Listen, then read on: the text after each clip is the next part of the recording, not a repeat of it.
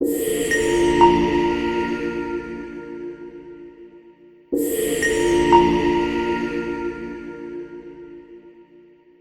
साथियों, आप सभी का हमारे चैनल सॉल्यूशन स्टडी पॉइंट में स्वागत है। आज का topic Madhya Pradesh assistant professor Madhya Pradesh माध्यमिक शिक्षक चयन परीक्षा मध्य प्रदेश उच्च माध्यमिक शिक्षक चयन परीक्षा नेट सेट एवं हिंदी साहित्य विषय से तैयारी करने वाले साथियों के लिए बहुत महत्वपूर्ण है। आज का हमारा टॉपिक है आदिकाल। अगर आपने अभी तक हमारे YouTube चैनल को सब्सक्राइब ना किया हो तो अभी फटाफट हमारे चैनल को सब्सक्राइब कर दीजिए ताकि हमारे आने वाले वीडियो की नोटिफिकेशन सबसे पहले आपको मिल सके। चलिए आज की क्लास प्रारंभ करते हैं। आदिकाल की समय सीमा 1000 ईस्वी से 1350 ईस्वी मानी जाती है। हिंदी साहित्य के प्रथम चरण को ही आदिकाल के नाम से जाना जाता है। इस चरण को आदिकाल नाम सर्वप्रथम आचार्य हजारी प्रसाद द्विवेदी के द्वारा प्रदान किया गया था। आरंभ में इस चरण में अपभ्रंश एवं हिंदी भाषा का सम्मिलित प्रयोग किया जाता था। जॉर्ज ग्रियर्सन ने आदिकाल के अंतर्गत 9 कवियों को शामिल किया था। मिश्र बंधुओं ने आदिकाल में पहले 19 कवियों को शामिल किया था। फिर अगले संस्करण में सिद्धों एवं नाथों को शामिल कर संख्या 75 कर दी। आचार्य शुक्ल ने आदिकाल को अनिर्दिष्ट लोक प्रवृत्ति का युग कहा है। आचार्य हजारी प्रसाद द्विवेदी ने आदिकाल को अत्यधिक विरोधी और व्याघातों का युग घोषित किया है। रामचंद्र शुक्ल उस समय जैसे गाथा कहने से प्राकृत का बोध होता था, वैसे ही दोहा या दूहा कहने से अपभ्रंश का पद्य समझा जाता था। हजारी प्रसाद द्विवेदी के अनुसार दोहा या दूहा अपभ्रंश का अपना छंद है। उसी प्रकार गाथा प्राकृत का अपना छंद है। हजारी प्रसाद द्विवेदी ने हिंदी साहित्य का आदिकाल में लिखा है।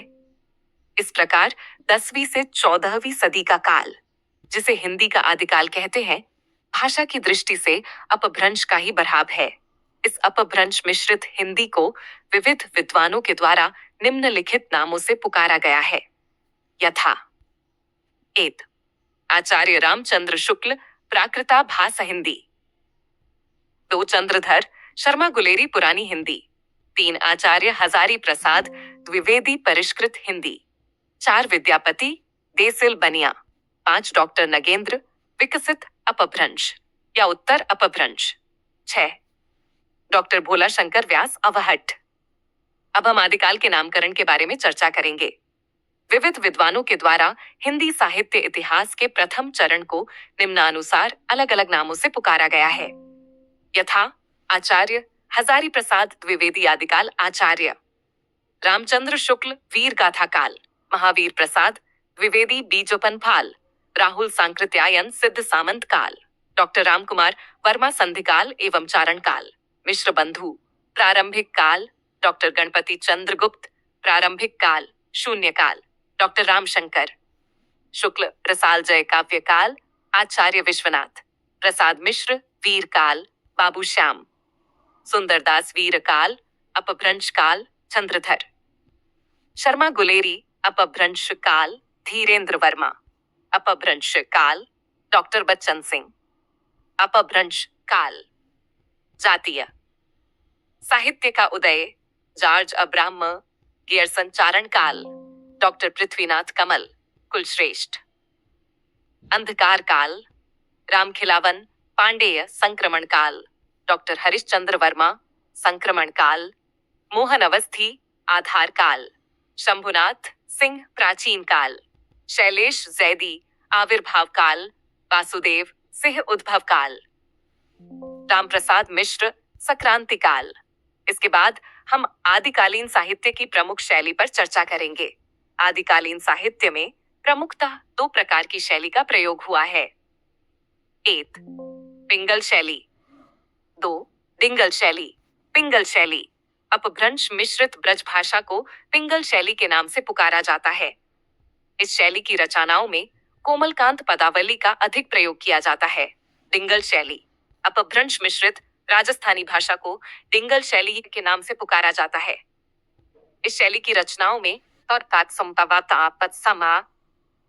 कर्कश पदावली का प्रयोग किया जाता है। अब हम आदिकालीन साहित्य की प्रमुख प्रवृत्तियां पर चर्चा करेंगे। आदिकालीन साहित्य में प्रमुखतः 3 प्रकार की प्रवृत्तियों का प्रयोग हुआ है। 1. वीरगाथा रासो साहित्य। 2. धार्मिकता रास, जैन, सिद्ध, बौद्ध व नाथ साहित्य। 3. श्रृंगारिकता विद्यापति की पदावली रचना योग में। हिंदी भाषा का आदि काव्य।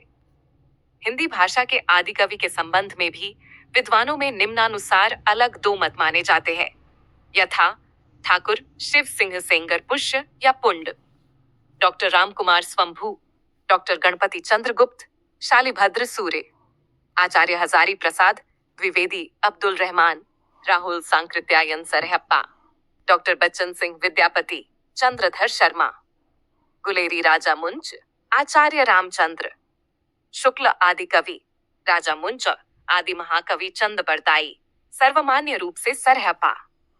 सरहपात हिंदी भाषा का आदि कवि माना जाता है। हिंदी की सर्वप्रथम रचना। रचना का नाम श्रावकाचार। रचनाकार आचार्य देवसेन। रचनाकाल 933 ईस्वी। कुलपद 250 दोहे। विषय वस्तु श्रावक धर्म, जैन धर्म के सिद्धांतों का वर्णन, आदिकालीन साहित्य का विभाजन। आदिकालीन संपूर्ण साहित्य की प्रमुख 4 श्रेणियों में विभाजित किया जाता है। 1. रासो साहित्य, चारण काव्य। 2. रास साहित्य, जैन काव्य। 3. सिद्ध साहित्य, बौद्ध काव्य। 4. नाथ साहित्य, शैव काव्य। आचार्य पावताक, रामचंद्र शुक्ल इन चारों में से केवल रासो साहित्य को ही आदिकालीन साहित्य में स्थान देते हैं। शेष तीनों का प्रकार के साहित्य को उन्होंने सांप्रदायिक शिक्षा मात्र कहकर पुकारा है। आचार्य हजारी प्रसाद द्विवेदी ने इन चारों को ही आदिकालीन साहित्य में स्थान दिया है। आदिकाल में ही कुछ रचनाएं ऐसी भी प्राप्त होती है जिनको उपर्युक्त चारों श्रेणियों में शामिल नहीं किया जा सकता है। ऐसी रचनाओं को डॉक्टर नगेंद्र ने आदिकालीन स्वतंत्र साहित्य तथा आचार्य रामचंद्र शुक्ल ने आदिकाल की फुटकल रचनाएं नाम दिया है। तो यह थी आज की हमारी क्लास। क्लास कैसी लगी कमेंट कर अवश्य बताएं। अगर आपने अभी भी हमारे चैनल को सब्सक्राइब ना किया हो तो अभी सब्सक्राइब कर दीजिए ताकि हमारे आने वाले वीडियो की नोटिफिकेशन सबसे पहले